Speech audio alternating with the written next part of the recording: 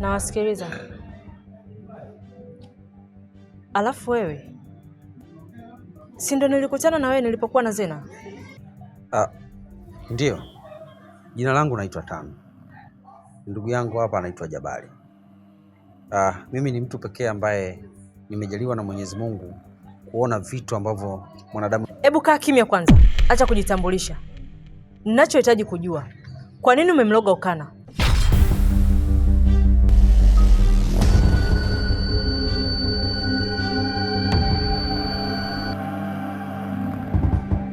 Oh. Nimeuliza swali kimakosa, sio? Alafu wewe, Zena ndio amesema umemloga baba yake. Sijajua kwa nini anahisi hivyo Zena. Lakini huenda nilivyoenda nyumbani kwao na kumuulizia baba yake, kuanzia pale labda ananihisi mimi. Lakini sikuwa na nia mbaya. Ulitaka kuzungumza nini na baba yake? Haya maneno ambayo nazungumza naomba uyaamini. Mimi nilienda kuzungumza na Okana. Na nilienda kumwambia kuwa mke wake mkubwa Sauda, kifo chake kimesababishwa na mke mdogo Seilata. Lakini pia anamtesa mtoto. Na yote haya anafanya kwa sababu anataka zile mali. Sauda? Mbona shtuka? Unamjua? Ndiyo, lakini nahitaji kujua kifo chake kivipi na wakati alikufa muda mrefu sana. Sasa mimi nilikwenda kumwambia ukweli wote Okana, kwamba matatizo yote yanasababishwa na mke mdogo. Seilata ndio anasababisha matatizo yote haya. Sauda mpaka sasa hivi hajafa kwa amani, nafsi yake inateseka. Yote haya yamesababisha yule mama katili ambaye yupo pale. Kwa hiyo Sauda nafsi yake ipo, hata Okana kuwa kichaa na hisi yale maneno niliyomwambia. Lakini hata mimi ningekuwa na uwezo wa kuloga mtu, kwa sababu sijawahi kuloga mtu yote. Ningekuwa na uwezo huo, basi mimi ningemloga yule mama bonge tukunyema pakomo. Haki ya Mungu dadangu, ningemuua yule. Lakini pia nahisi Zena anahisi mimi nimemloga baba yake, kwa sababu mimi ndo nilienda kuzungumza naye. Sawa. Mimi naitwa Sandra. Sauda yeye ni dada yangu. Anaanza yeye alafu nafuata mimi. Safi. Nadhani kazi itakuwa nyepesi sasa. Hebu naomba tuzungumze vizuri, mimi na wewe. Maana nina mambo mengi sana ya kuzungumza na wewe. Nadhani utanielewa tu.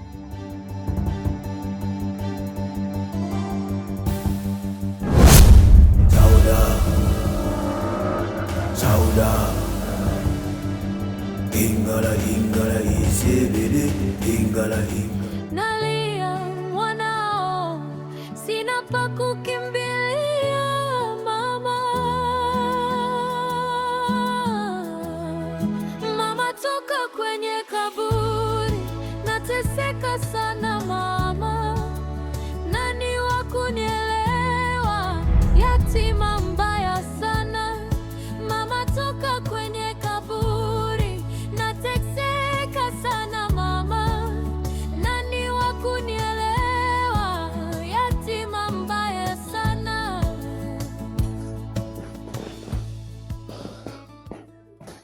Mama mdogo, shikamoo. Nini? Wewe, si ulienda shule wewe? Ndiyo. Hebu toka hapa. Toka bwana, wa kusoma utakuwa wewe. Toka.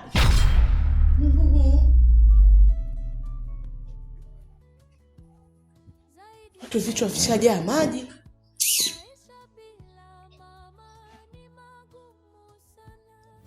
Sawa. Nawasikiliza kwa heshima tu. Hii kwa sababu umegusia kifo cha ndugu yangu. Sasa nahitaji kujua, mnajua nini kuhusu ndugu yangu? Unajua dada yenu mlizika. Lakini pale ni sawa mlizika mgomba tu. Bado nafsi ya dada yako inatangatanga mtaani na huku ikiomba msaada. Hebu kwanza, anatangatanga kivipi? Kwani wewe umewahi kumuona? Ndio. Na sio kumuona tu. Amekaa na mimi ndani kwangu. Nimekaa naye, nimezungumza naye, amekuwa rafiki yangu na amenihadithia mambo mengi sana. Na ameniambia kifo chake kimesababishwa na mke mdogo wa Okana. Hebu naomba nipeleke alipo ili nione kama kweli hajafa. Dada, kiukweli wewe huwezi kumuona. Ni mimi pekee ambaye nimejaliwa na Mwenyezi Mungu kuwaona watu ambao nafsi zao zinatembea. Hata huyu mzee wangu hajawahi kumuona hata siku moja. Kwa hiyo ni mimi tu. Ni kweli binti, anachokizungumza huyo yuko sahihi kabisa. Unajua watu kama hawa ni wachache sana katika hii dunia waliopewa kalama na Mwenyezi Mungu wa kuona mambo yasiyoonekana, kung'amua baadhi ya mambo. Sasa basi, cha kukuomba, naomba tushirikiane kwa pamoja ili tukamilishe hili. Alafu sasa kitu kingine, kwa sasa dada yako nafsi yake imetekwa na mganga wa Sailata, wameifungia. Kwa hiyo hapa unaona nahangaika, nahitaji msaada wa kumsaidia ili nafsi yake ikirudi inaweza kujitetea yenyewe. Kwa hiyo nikuombe jambo moja. Hapa tulipo sisi tunahangaikia nguo. Tunahitaji nguo ya marehemu dada yako. Na imani, msiba unapotokea basi nguo za marehemu huwa mnagawana ndugu. Kwa hiyo na imani kabisa huwezi kukosa. Shida yangu ni hiyo tu dada. Yaani nyinyi mmechanganyikiwa kabisa. Hivi mna akili nyinyi? Yaani dada yangu amefariki na nimezika, nyinyi mnakuja mnaniambia mara yuko hai, sijui tunahitaji nguo. Mna akili kichwani nyinyi? Tena siku nyingine sitaki mada za kijinga. Yaani watu wazima na ndevu zani mmekosa kazi za kufanya. Mnakuja mnaniambia msala dada yangu. Dada yangu ameshafariki muda afu nyinyi mnasema mnamuona. Eti tunataka nguo, watizame kwanza. Au mmekosa nguo za kuwapelekea wake zenu nyinyi? Uko sahihi unachokisema. Unajua kila kitu kinahitaji muda. Hebu chukua muda, nenda katafakari haya maneno. Na kama kweli unataka kumsaidia shemeji yako na mwanao Zena, tafakari kwa kina, afu chukua maamuzi. Sisi tutakuja tena kwa mara pili kwako. Mtizame huyu na kanzu yake. Yaani kabisa amekaa binti. Wewe. Nyinyi. Ndevu kaa chavi chavi, shenzi.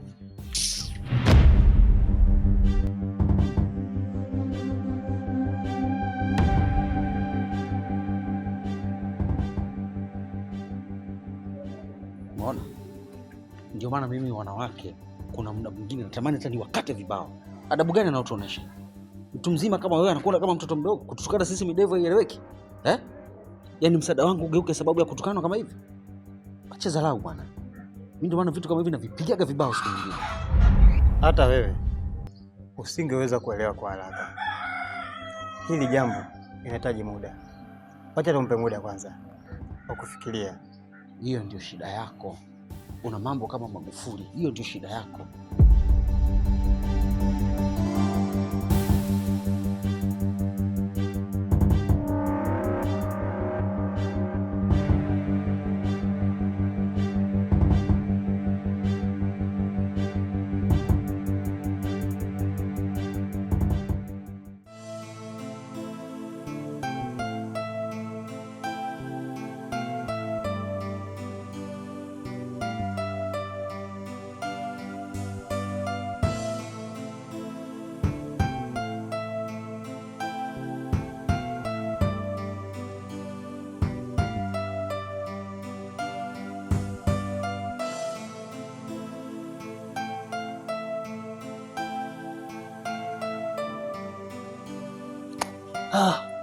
Malkia wangu, jamani baby, nyonga mkalia ini, nyonga mkalia figo.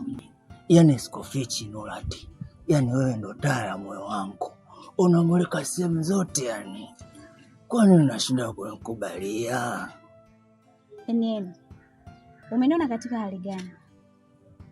Hii ni mara ya 4 sasa unanitongoza, na kila mara unakuja na hali mbaya zaidi ya jana. Kwa nini unashindwa kunikubalia mama mtu? Naomba unipende mimi tu katika dunia mzima, sipende mtu yote. Mimi nitakupa kila kitu. Sasa nisikilize. Ukitaka kunipata na una hapa njia ni moja tu. Acha pombe. Yaani uache kabisa. Yaani hivi ninavyokuona leo ndio iwe mara yako ya kwanza na ya mwisho kuona katika. Niache pombe? Nurati. Basi jaribu hata kunitafutia shati lingine lolote lile, hata la kuchinja kuku kwa sababu mimi unavyoniona mimi rafiki yangu pombe, yaani mtungi ndo kila kitu kwenye maisha yangu, na wewe nakupenda. Au unasemaje? Chagua maisha na mimi au uharibifu na chupa, na hilo ndo sharti langu la mwisho. Ukijiona kabisa umetekeleza, ndio nione. Yesu na Maria.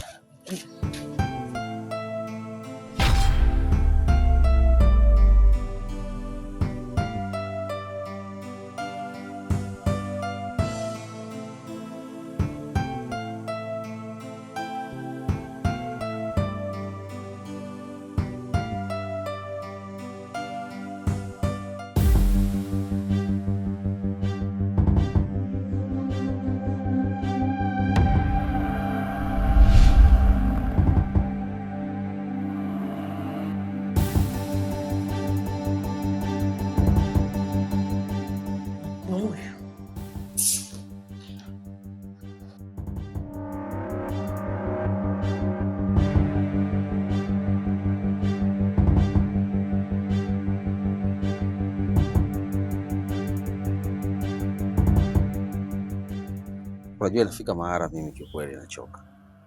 Kwa sababu watu ninaowasaidia hawaoni umuhimu wangu. Sasa kuna haja gani ya kuendelea kusaidia?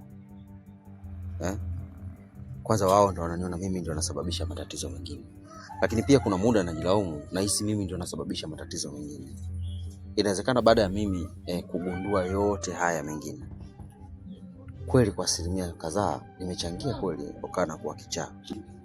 Kwa sababu mimi nisingezungumza na Okana, aidha asingekuwa kichaa au Sailata nisingekuwa namfuatilia sana, labda singeenda kumloga Okana. Kwa kuna muda mwingine nafsi yangu inaniuma sana. Kwa nini siachane na haya mambo? Najua unaumia kiasi gani. Ila nikwambie jambo moja tu. Mungu hakuteue kwa bahati mbaya, ila na makusudi yake. Na wala Sauda kuja kwako kuomba umsaidie si kwa bahati mbaya, ila kwa makusudi ya Mwenyezi Mungu. Ndio maana nafsi yake kaja kwako hii kuhitaji msaada wako. Alikuwa anajua fika kuwa wewe utaweza haya na utayahendo. Sasa basi haupaswi kukata tamaa. Tupambane, hili litaisha. Unajua najiuliza sana, kadri siku zinavyozidi kwenda, Sailata anavyozidi kugundua, nahisi ataangamiza watu wote. Anaweza hata kumuua mamake Okana, kwa sababu atanishinda. Ipo siku mimi hata mamake Okana nitamwambia. Kwa hiyo nitakuwa nazidi kuangamiza familia. Na Sailata ana wigo mpana sana, anafahamiana na waganga wengi sana. Kwa ni kitu ambacho nahisi naweza nikaangamiza familia yote. Mimi naona bora tu niache. Ni kweli unachokisema. Hile Waswahili wanasema penye nia basi pana njia. Unajua kipindi matatizo mengi yanakusogelea, basi mbele kuna faraja. Kipindi haya yote yanatokea, yule mpumbavu Sailata anafanya, basi kuna kitu Mwenyezi Mungu anakitengeneza cha kuja kumwadhibu. Na hakuna mwingine wa kuweza kuyafanya haya zaidi ya wewe. Mwanaume, kuwa jasiri, kuwa imara, simama. Kama umekuvulia maji nguo, basi yakoge.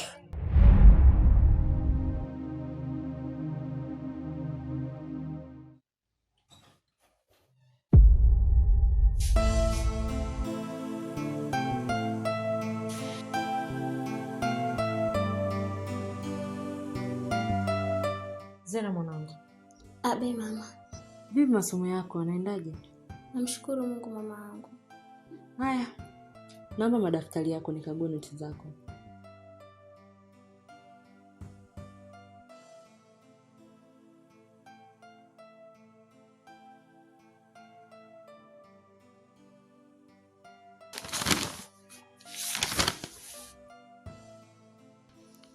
Ama kweli mwanangu una akili sana.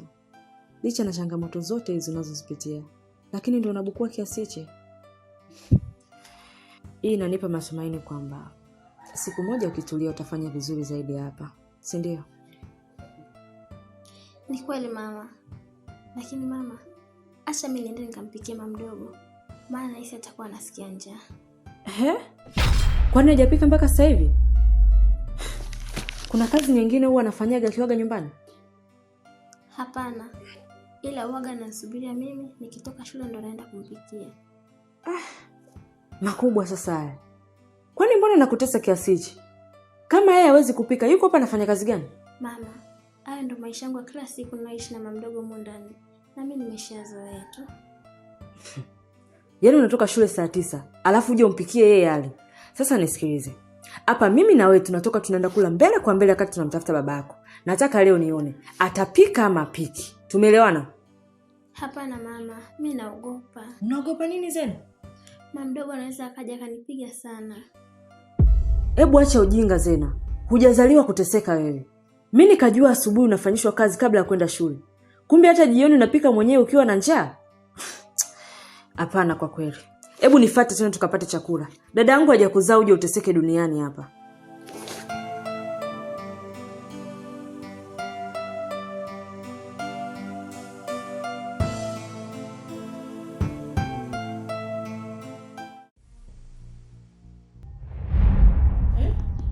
Ina maana leo nyumbani hapa karibu, si ndio? Ukinyama, hebu rudi na ndio kaniangalia chakula, uniletea hapa ndio shida.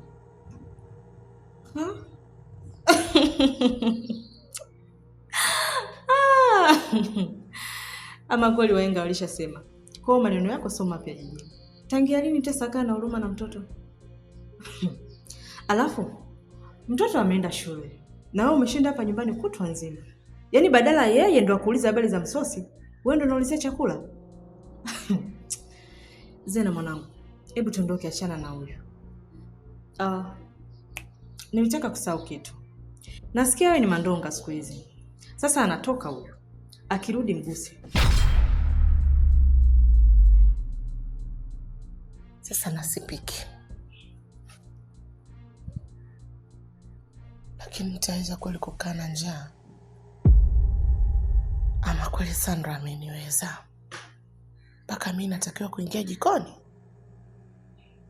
Haya, itabidi tu niingie jikoni. Napoanza kuupokea mama mjengo. Mama mwenye nyumba.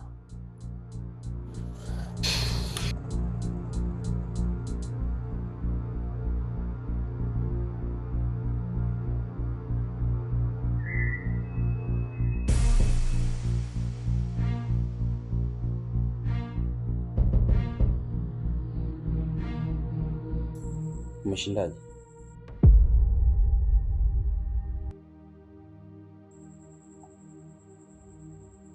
Sasa wewe, nimeondoka, narudi bado umenuna. Mume wako huko nimehangaika nimehangaika, narudi nyumbani nipumzike, bado umenuna. Sawa mke wangu, basi baki hapa, tulia. Nimeacha niondoke. Sijanuna. Susa, bado unanuna? Naondoka. Niondoke. Niondoke. Niondoke.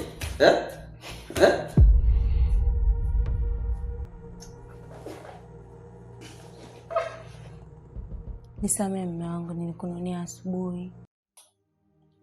Unajua usichojua mke wangu, sisi ni wanadamu na tunapaswa kusikilizana. Wewe ukinuna tu, baraka zote mimi zinakuepo, hazipo tena kazini. Uko nimehangaika ni nuksi tupu kwa sababu yako. Mimi ndio wakupata shilingi 4,000, 5,000, 6,000 kweli? Wakati nikiendaga huko wananiambia mimi ndio mlinzi bora. Usinifanyie hiyo bwana. Hatupaswi kununiana. Nyumba inajengwa kwa misingi mizuri ya imani iliyotukuka. Kwa hiyo haipaswi kununa. Mimi mume wako nachoka. Mara leo nahangaika na hiki, kesho nahangaika na hiki. Kazini majukumu tele. Hakuna jukumu linalonisumbua na kuniumiza kichwa mke wangu kama la Sauda.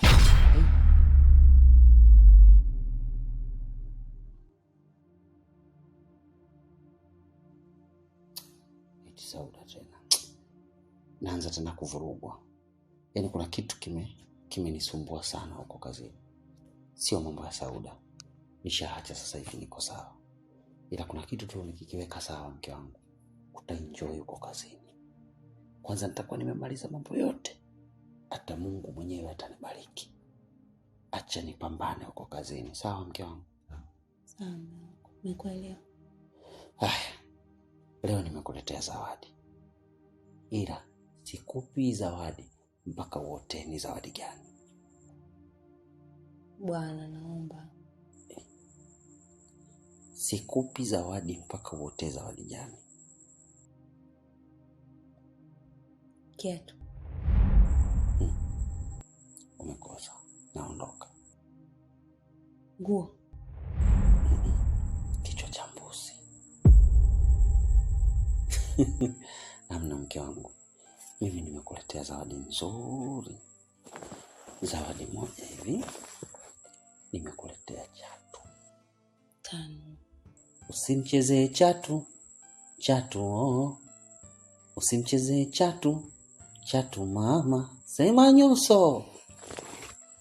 Katika pitapita zangu Karume, nimekuta na watu wanatanga, tunauza chatu 2700, 2700. Nikaona chatu ni nini? Kamvalishe mkeo, akivaa kwenye sherehe yote anavutia, akivaa msibani anavutia, akivaa kwenye sherehe anaonekana yeye ndo mwenye mvuto, akivaa kusutana ndo usiseme, akivaa kutikisha kikalio basi ndo kila mtu Nikasema ngoja ninunue. Hapo mke wangu. Hiki kigauni sio kigauni, sijui kipanjabi, sijui sukuma bubu, kimekaa kama chatu, kirefu chembamba, alafu kikimeza hivi, ndio maana nakiita chatu. Ukikimezesha kwenye mwili ukikivaa, kinakuwa kama unavyotaka. Asante mume wangu, nimekipenda. Ninavyokiona kitanibana, ila sio nikivaa uniambie nivae na kitenge. Hicho mke wangu ukikivaa unapendeza kwa mbali, unakuwa kama Zuchu hivi, ila ukisogea karibu hivi, kwa sababu wewe na Zuchu hamna kishepu, basi utakuwa unaonekana mtu wa kawaida, ila kwa mbali unaonekana kama Zuchu. Alafu kunaimba kiangalie kisuse, wewe kiangalie kisuse, mama kiangalie kisuse, wewe kiangalie kisuse, kiangalie kisuse, wewe kiangalie. Kola Nina.